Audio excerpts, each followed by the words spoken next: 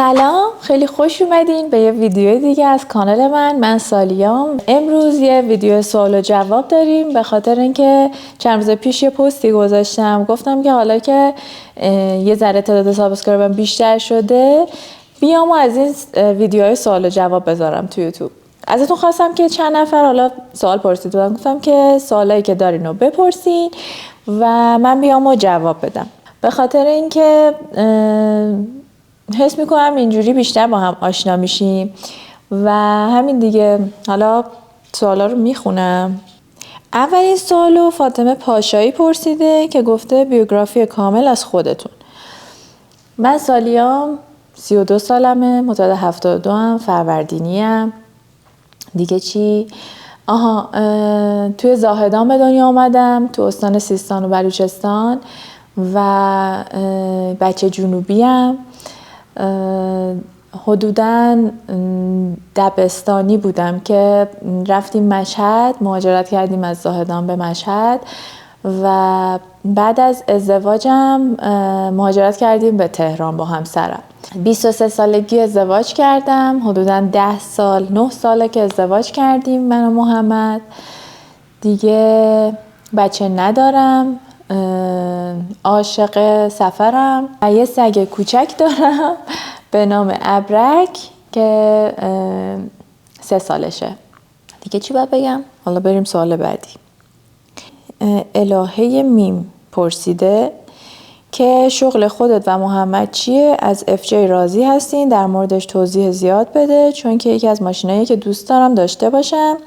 در مورد ویلا هم همینطور، چجور ساختینش و چقدر زمان برد و یه هزینه کلی که چقدر هزینه برد. از سوال اولش شروع میکنم که گفته شغل خودت و محمد چیه؟ در حال حاضر من دارم دایرکت سلینگ کار میکنم، یعنی یه جورای فروش مستقیم که یه سری محصولات رو که محصولات مراقبتی پوست و مویی رو که خودم استفاده میکردم و راضی بودم و ازش نتیجه گرفتم و به دوستا و اطرافیانم معرفی میکنم و از همین طریق درآمد دارم. این شغل همسرم هم همینه و ازش راضیم، خدا رو شکر، چون به ما زمان و شرایط کافی میده که بتونیم زندگیمون رو بگذرونیم و سفر بریم، کلی کارهای جالب بکنیم، دوستای مختلف داشته باشیم و همین چیزا. اینو یادم رفت تو بیوگرافیم بگم، این که ما حدود 2 سال پیش رفتیم گیلان توی یه روستایی و 1 سال شمال زندگی کردیم و مهاجرتمون کاملا با شکست مواجه شد با روحیاتی که داشتیم و برگشتیم دوباره تهران. در مورد ویلا هم پرسیده، این که خب ویلا چقدر زمان برد، چقدر هزینه برد و چجوری ساختیمش. ما اینو 3 سال پیش حدوداً یه زمینی گرفتیم توی جایی که همیشه میرفتیم مسافرت توی گیلان و من عاشق زمینه شدم به خاطر اینکه ویو کوه دورفک رو داشت و من برام به نظرم قشنگترین جایی که تو گیلان هست کوه دورفکه. خیلی اباحت داره، خیلی نازه و همون 3 سال پیش شروع کردیم پول جمع کردن و پیدا کردن یک اکیپی که بیان و اونجا رو بسازن، چون خودمون هیچ اطلاعاتی در مورد ساخت ویلا نداشتیم و این اولین تجربهمون بود و اونجا رو حدوداً 2 سال طول کشید که بسازیم. در مورد هزینه ها خب خیلی فرق کرده. مثلا میتونم بگم اون زمانی که ما اونجا رو ساختیم زمینش رو گرفتیم متر 2,700 و الان فکر کنم 2 برابر یا 3 برابر شده باشه اصلا اونجا و خب دلارم خیلی ارزون تر بود. ساختش هم حدوداً ساختش اصلا یادم نمیاد که چقدر شد دقیقاً، چون خیلی خورد پول میدادیم. 2 سال زمان برد و ما توی این 2 سال این پول رو ریز ریز به اون افرادی که داشتن میساختن دادیم و یادم نمیاد دقیقاً چقدر شد، ولی حدود بخوام بگم این چیزی حدود 8 تومن شد ساختش. سوال بعدی دوباره در مورد شغله که کارمون چیه و توضیح بدین. اینو زهرا اکرادی پرسیده. در مورد شغل خیلی کار مختلف کردم توی زندگیم، ولی بیشتر فروشندگی بوده و به نظرم همه آدم ها دارن یه چیزی رو میفروشن و اگر تو بتونی خوب بفروشی تو همه کارا موفقی. و خب یکی داره علمش رو میفروشه، یکی داره هنرش رو میفروشه، یکی داره تخصصش رو میفروشه و فروشندگی واقعا یعنی همه شغلا دارن یه چیزی رو میفروشن. ولی من از بچگی که میگم یعنی از همون سن دانشجویی وارد حرفه فروشندگی شدم. بعد از یه مدت دایرکت سلینگ کار کردم و بعد از اون سعی کردم کار هنری انجام بدم، نقاشی کردم، گل فروشی، گل آرایی و دیگه چه کارایی کردم؟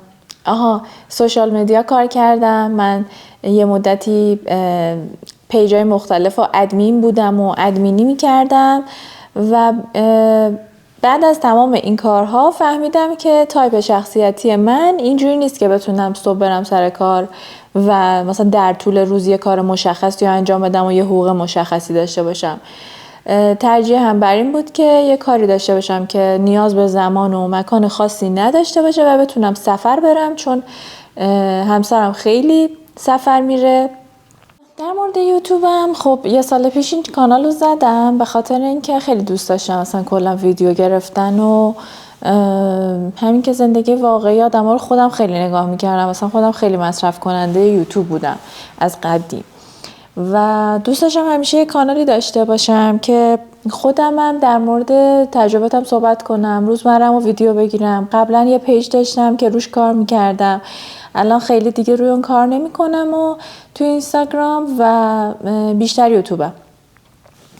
یه کانال تلگرامم زدم همین دیشب اینا، به خاطر اینکه دوست داشتم هم محصولاتو از اونجا بهتون نشون بدم، همین که حالا بیشتر با هم دیگه اونجا حرف بزنیم و موزیک بذارم و اینا. اگه دوست داشتین توی بالای کانالم لینکشو گذاشتم.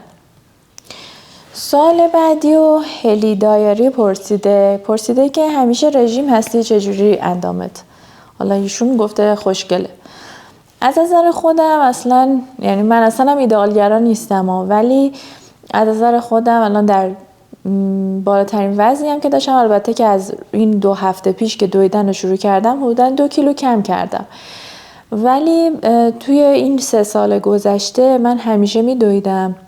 حالا یه زمانای مثلا چند ماه رست میدادم، ولی تقریبا میشه گفت زیاد میدویدم. الانم تازه شروع کردم دوباره، ولی ورزش خاص دیگه نمی کردم. الان بدنسازی رو شروع کردم، پارسالم یه دوره بدنسازی می کردم. رژیم که اصلا هیچ وقت نداشتم، به خاطر اینکه اصلا آدم رژیم نیستم. یه مدتی سعی میکنم کمتر غذا بخورم، مثلا دیگه میرم تو آینه نگاه میکنم میبینم اون چیزی نیست که من میخوام، کمتر غذا میخورم، شیرینی رو کم میکنم. ولی هیچ وقت تو زندگیم رژیم نمیتونستم داشته باشم و نداشتم. همیشه شیرینی میخوردم، فست فود میخوردم، ولی مثلا میتونم بگم در طول هفته غذای سالم تری نسبت به آخر هفته میخورم. آخر هفته هر کاری دلم میخواد با بدنم میکنم، ولی هیچ وقت رژیم نداشتم. خیلی اگر که دوست دارین واقعا لاغر بشین، چون خودم هم این اتفاق واسم افتاد از همون 3 سال پیش که شروع کردم، دویدن خیلی کمک میکنه، خیلی زیاد. نوشته شغل داداشمون محمد چیه؟ داداشمون محمد، شما خودتون فعالیت تجاری اقتصادی دارید، رشته تحصیلتون چیه؟ بله، منم همین کاری که بهتون گفتم انجام میدم. این سوالو جواب دادم. رشته های تحصیلیمون من نمیدونم گفتم یا نه، من مهندسی فضای سبز خوندم، زیر شاخه معماری و کشاورزی، ولی توش اصلا فعالیت نکردم. هیچی هم تقریبا میتونم بگم ازش نمیدونم. الان خیلی سال گذشته. یه مدتی نقاشی کار کردم، نقاشی رو مطالعه کردم، خیلی علاقه به هنر دارم و داشتم، ولی آدمی نبودم که تمام زندگیم هنر باشه. من بیشتر دوست دارم سفر کنم، آزاد باشم و یه کاری رو دنبال کنم توی زندگیم که بهم آزادی مالی بده و بتونم همون قدری که میتونم سفر برم و زندگی کنم. در مورد محمدم، اونم چی خونده بود محمد؟ مهندسی مکانیک خونده توی دانشگاه بیرجند، ولی خب اونم توی شغلش اصلا فعالیت نکرده. گفته با همسرتون چجوری آشنا شدین؟ داستانشو بگین. داستان آشنایی اصلا ویو خورش بالاست. من و همسرم با هم دیگه توی کار آشنا شدیم و همون 10 سال پیش 10-11 سال پیش، سال 94 بود فکر کنم، ما توی نتورک با هم دیگه آشنا شدیم و بعد از 9 ماه آشنایی با هم ازدواج کردیم و من 23 سالم بود، اون 26 سالش بود. خیلی هم کوچولو بودیم ولی خیلی دوست داشتیم که زندگی رو بسازیم. خیلی دنبال این بودیم که مستقل باشیم، جدا زندگی کنیم و به همین دلیل هم خیلی زود ازدواج کردیم و همین دیگه. داستان دیگه ای ندارم براتون بگم. خب دیگه همین، خیلی مختصر و مفید این ویدیو رو تموم میکنم. اگر که در مورد ویلا و زندگی توی شمال و گیلان و اینجور چیزا سوال داری، ویدیو گذاشتم در این مورد توی کانالم، میتونین برین ببینین. ویدیو بعدی احتمالاً گیلانه، به خاطر اینکه داریم میرین گیلان و تصمیم دارم اونجا که رفتیم هر روز ویدیو بذارم، به خاطر اینکه همین شما خیلی اونجا رو دوست داری، همین که اصلا واقعا اونجا ارزش ویدیو گرفتن داره و خیلی زیباست. همین دیگه، خیلی دوستتون دارم. خداحافظ تا ویدیو بعد.